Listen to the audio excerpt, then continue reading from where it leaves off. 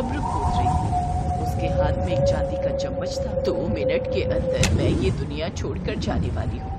इससे पहले मैं खुद ही कब्र में लेट जाती हूँ। लोग हमेशा ये कहते रहते हैं कि इंसान कुछ भी अपने साथ नहीं ले जा सकता, लेकिन मैं ये चांदी का जादुई चम्मच अपने साथ ले जा रही हूँ। अब कोई भी मेरी तरह मोमोज पानी पूरी नहीं बना पाएगा। वो स्वाद भी मेरे साथ आज इस कब्र में दफन हो जाएगा। इतना बोलकर वो बूढ़ी औरत कब्र में चांदी का चम्मच लेकर लेट गई और ऊपर से मिट्टी डाल दी। कब्र में लेटते ही आसमान में झमाझम बारिश और बर्फबारी शुरू हो गई। ऐसा लगा जैसे औरत के शरीर से आत्मा निकल गई। अलविदा दुनिया वालों। सुबह सुबह रामपुर गांव में ठंड की वजह से कोहरा छाया हुआ था। उस गांव में एक बहुत ही सुंदर बाजार लगा करता था। उसी बाजार में नंदिता नाम की एक बहुत ही गरीब लड़की फटे पुराने कपड़े पहनकर रो रही थी। मोमोज पानी पूरी वाली अम्मा कहाँ चली गई? अम्मा कहाँ चली गई तुम? तभी वहाँ से एक आदमी गुजरते हुए बोला, अरे मोमोज पानी पूरी वाली अम्मा अब शायद इस दुनिया में नहीं रही। हम सब भी सुबह से उनकी राह देख रहे थे। इतना कहकर वो आदमी वहाँ से चला गया। इधर नंदिता का रो रो कर बुरा हाल होने लगा। अम्मा तुम हमको छोड़कर कहाँ चली गई? इस पूरी दुनिया में तुम ही तो हमारा सहारा थी। रोज हमको अपने स्वादिष्ट मोमोज पानी पूरी खिलाती थी और पैसे भी नहीं लेती थी। अब तो हम भूखे मर जाएंगे ना। उसे रोते हुए बाजार में सभी देखने लगे। तभी एक औरत नंदिता के पास में आई और उसे गुस्से में ताने देने लगी। क्यों फालतू में आंसू बहा रही हो? तुझे मुफ्त में पानी पूरी नहीं खाने को मिलेंगे ना, बस इसीलिए तू रो रही है। अरे उन बूढ़ी अम्मा से कुछ सीखो। बेचारी बुजुर्ग होते हुए भी काम करती थी और तुम भरी जवानी में भीख मांगती हो। इतना कहकर वो औरत वहाँ से चली गई। नंदिता को भूख लगी थी, इसलिए वो बाजार में हर दुकान पर जाकर भीख मांगने लगी, लेकिन हर कोई उसे भगा देता था। जब वो नहीं मानी तब वहाँ मौजूद सभी लोग उसके ऊपर टमाटर फेंक फेंक कर मारने लगे। अरे मारो इसको, मारो। कट्टी कट्टी होकर भीख मांगती है, भिखारन कहीं की। हमको आप लोग ना मारो, हम अनाथ है इसीलिए भीख मांगते हैं। हमको कोई काम पर नहीं रखता तो क्या करे?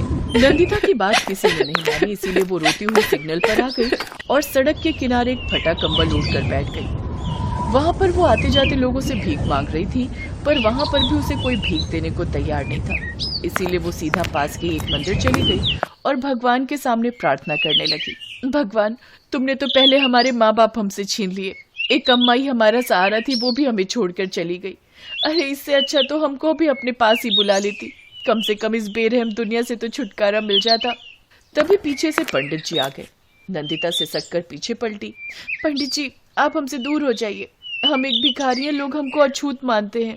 अगर तुम अछूत होती तो भगवान तुमको इस धरती पर भेजता ही नहीं।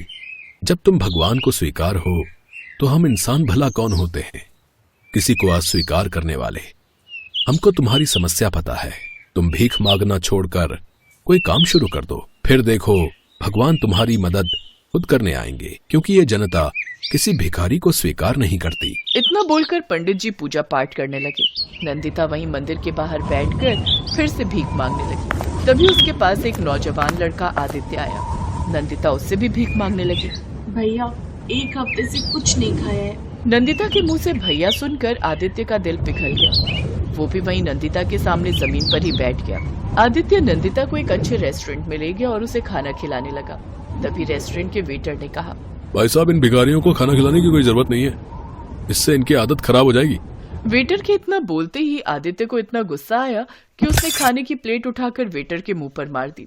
उसके बाद उसने बिल पे किया और दूसरे रेस्टोरेंट में जाकर खाना खाने लगा। नंदिता इन सब से हैरान हो गई। भैया, इतना गुस्सा करना अच्छी बात नहीं होती।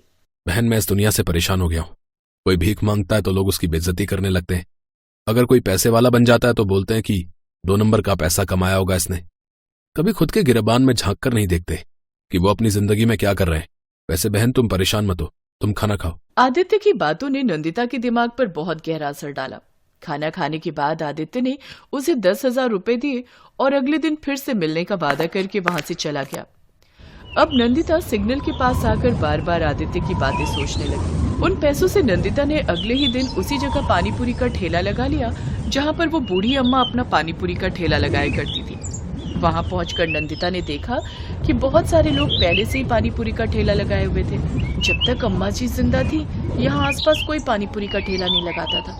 उनके जाने के बाद देखो, उन सभी पानीपुरी के ठेलों पर जनता पानीपुरी खाने आ रही थी, पर नंदिता के पास कोई ग्राहक नहीं आ रहा था। लेकिन शाम तक 2 ग्राहक आए। अरे बिटिया, तुमको तो हमने कई बार भीख मांगते देखा है। ये काम तुमने अच्छा किया। लाओ, हमको भी पानी पूरी खिलाओ जरा। जी काका, बिल्कुल, आप हमारे पहले ग्राहक हैं।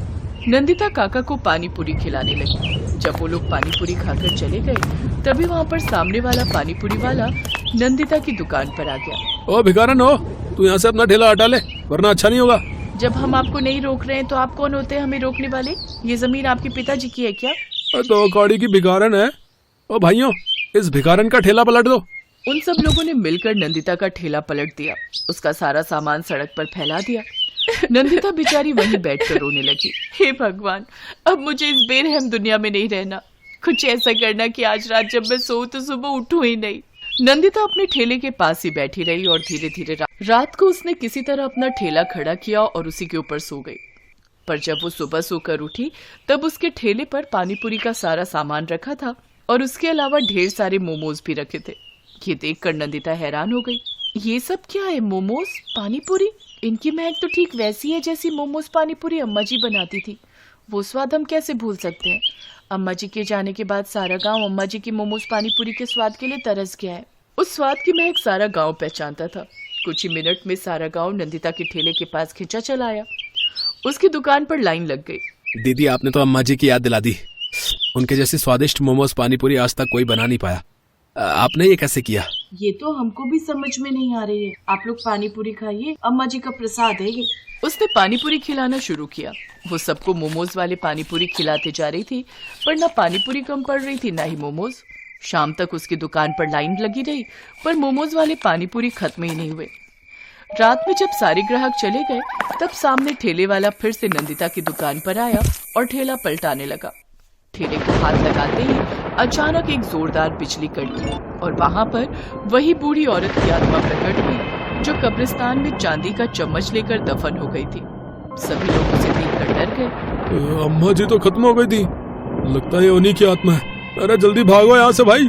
आसपास के सभी ठेले वाले अपना ठेला छोड़कर वहां से भाग गए। उसके बाद अम्मा की आत्मा ने नंदिता से कहा, बिटिया, ये सारा चमत्कार मैंने किया है।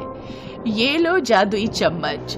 जब तक ये तुम्हारे पास रहेगा, तब तक तुम्हारे पास ना मोमोज की कमी रहेगी और ना पानी पूरी की। पर अब भीख मत मांगना। और हाँ, जिस आदित्य ने तुम्हें बहन मानकर पैसे दिए थे, वो कोई और नहीं, मेरा पोता ही है। वो तुम्हें कई दिनों से उसी मंदिर के पास ढूंढ रहा है, पर तुम उसे कहीं नहीं मिली।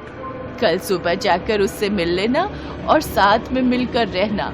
वो भी अनाथ हो चुका है। चांदी का जादुई चम्मच देकर अम्मा की आत्मा गायब हो गई। नंदिता बहुत खुश हुई।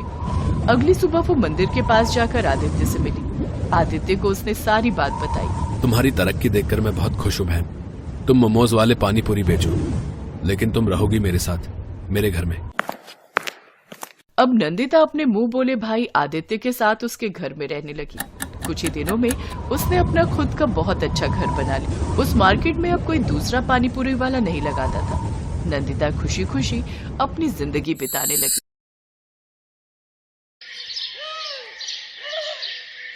रूपनगर में सीमा अपने बड़े लेकिन गरीब ससुराल में रहती थी। उसके ससुराल में उसके सास ससुर, पति और 4 साल की बेटी रूही थी। सीमा का पति अशोक एक फैक्ट्री में गार्ड का काम करता था। एक रात काम पर जाते वक्त उसका एक्सीडेंट हुआ और उसके दोनों पैरों में गहरी चोट लग गई और कुछ महीने के लिए डॉक्टर ने उसे बेड रेस्ट के लिए बोल दिया था। अशोक की ऐसी हालत देख फैक्ट्री के मालिक ने उसको बिना तनख्वाह दिए छुट्टी पर भेज दिया। इसलिए घर खर्च चलाने के लिए सीमा ने लोगों के घरों में काम करना शुरू कर दिया। क्या नाम है तुम्हारा? जी सीमा। देखो सीमा, घर की साफ सफाई, झाड़ू पोछा, बर्तन, कपड़े, ये सब काम तुम्हें करने होंगे और इसके बदले में मैं तुम्हें 3000 दूंगी, ठीक है? जी मालकिन, मैं कल से आ जाऊंगी। अगले दिन से सीमा काम पर चली गई। सीमा, घर की साफ सफाई हो गई हो तो फिर जरा किचन भी अच्छे से साफ कर देना। और हाँ, जब जाएगी तो एक बार मुझे फुट मसाज दे देना। उफ, कल शॉपिंग करके आई हूं ना तो पैर बहुत दुख रहे हैं। ठीक है मालकिन, मैं कर दूंगी। सारा काम निपटाकर मालकिन की फुट मसाज करके सीमा घर लौटती है। थकी हारी सीमा घर लौटी तो उसकी ऐसी हालत देखकर अशोक बोला, मुझे माफ करना सीमा, आज मेरे कारण तुम्हें दूसरों के यहाँ ये सब काम करना पड़ रहा है। ये आप कैसी बातें कर रहे हैं जी? जिंदगी में उतार चढ़ाव तो आते ही रहते हैं और बुरा वक्त ही तो है, आज नहीं तो कल कट जाएगा। सीमा एक जिंदा दिल औरत थी, उसमें बहुत हिम्मत थी। वो हर मुसीबत से लड़ना जानती थी। सीमा के ससुराल वाले बहुत ही अच्छे थे। सीमा काम पर जाती तो उसके सास ससुर घर का सारा काम संभाल लेते, लेकिन मालकिन द्वारा दिए गए पैसों से सीमा और उसके परिवार का गुजारा बस उतना ही हो रहा था कि उन्हें 2 वक्त का खाना मिल जाता था। सीमा अपनी मालकिन रश्मिका के घर के सारे काम करती। कभी कभी अगर खाना बनाने वाली नहीं आती तो सीमा खाना भी बना देती। अरे वाह सीमा, तुम तो बहुत बढ़िया खाना बना लेती हो। जी मालकिन, मुझे सब कुछ बनाना आता है, इडली, सांभर, नूडल्स, मोमोज। अरे वाह, फिर तो तुम बड़ी ही टैलेंटेड हो। ऐसे ही समय बीता। एक रोज रश्मिका के बर्थडे पर उसकी कुछ फ्रेंड्स उसके घर आने वाली थी। रश्मिका के सोसाइटी के पास एक बहुत ही नामी रेस्टोरेंट था। रश्मिका ने अपने बर्थडे पर अपने सभी फ्रेंड्स को वो मोमोज खिलाने का प्रॉमिस किया था, लेकिन अपने बर्थडे वाले दिन जब रश्मिका ने उस रेस्टोरेंट में फोन किया तो वो बंद था। ओह नो, इसको भी आज ही बंद होना था। अब मैं क्या करूं? तभी उसकी नजर काम कर रही सीमा पर जाती है। उसने सीमा को सारी बात बताई। लेकिन मालकिन, मैं वो होटल जैसे मोमोज नहीं बना पाऊंगी और तीखी चटपटी चटनी तो मुझे बनानी ही नहीं आती। अरे कौन सी बड़ी बात है, यूट्यूब पर तू उसकी रेसिपी देख ले, सामान मैं मंगवा देती हूँ। वैसे भी तो तू खाना अच्छा बना लेती है, मोमोज भी बनाई लेगी अच्छे से। रश्मिका ने यूट्यूब ऑन कर दिया, जिसे देख सीमा मोमोज और स्पाइसी चटनी बनाने लगी। वो वीडियो देखकर सीमा ने वेज मोमोज, चिकन मोमोज और पनीर मोमोज बना दिए। फिर सीमा ने सबको स्नैक्स सर्व किए, साथ ही चटपटे मोमोज भी खाने को दिए। वाह यार, क्या मोमोज है! सच में इस स्पाइसी रेस्टोरेंट का भी जवाब नहीं। कमाल के कुक हैं इसके। अरे ये कमाल मेरी कुक, मेरा मतलब है मेट सीमा का है।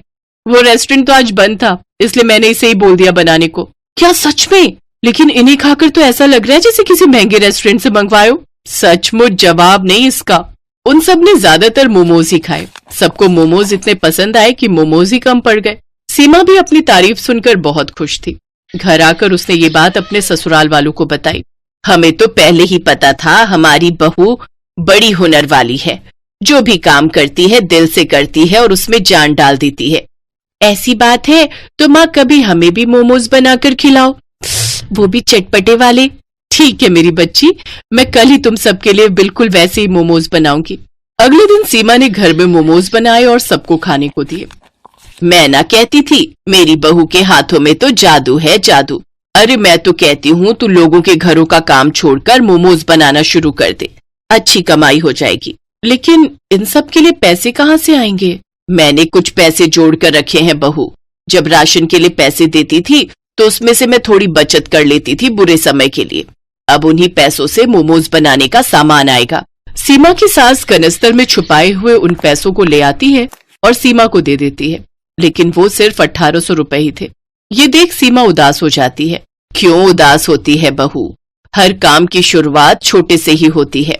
आप ठीक कह रही हैं माँ जी, अब मैं इसी से अपना काम शुरू करूंगी। अगले दिन से सीमा ने रश्मिका के घर का काम छोड़ दिया। फिर वो बाजार गई और मोमोज बनाने का सामान ले आई। सामान लाते वक्त उसकी नजर रास्ते में एक टोकरी वाले पर गई। ठेला तो बहुत महंगा आएगा, तो क्यों ना मैं टोकरी में ही मोमोज रखकर बेचूं? ये सोचकर सीमा ने टोकरी ले ली और घर आकर सारा दिन मेहनत करके उसने मोमोज और चटपटी चटनी बनाकर तैयार कर ली।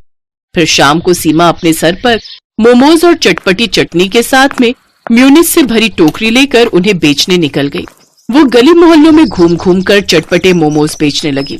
चटपटे मोमोज ले लो, स्वादिष्ट स्वादिष्ट चटपटे मोमोज, जो एक बार खाएगा उंगलियां चाटता रह जाएगा। तभी एक औरत उसके पास आई। अच्छा अच्छा, ऐसी बात है, जरा लगा तो एक प्लेट, मैं अभी तो देखूं कितने चटपटे मोमोज है तेरे। वैसे कितने की है एक प्लेट? जी 30 रुपए। धीरे धीरे सीमा के पास और भी ग्राहकों की भीड़ लगनी शुरू हो गई। कुछ ही देर में सीमा की सारी टोकरी खाली हो गई।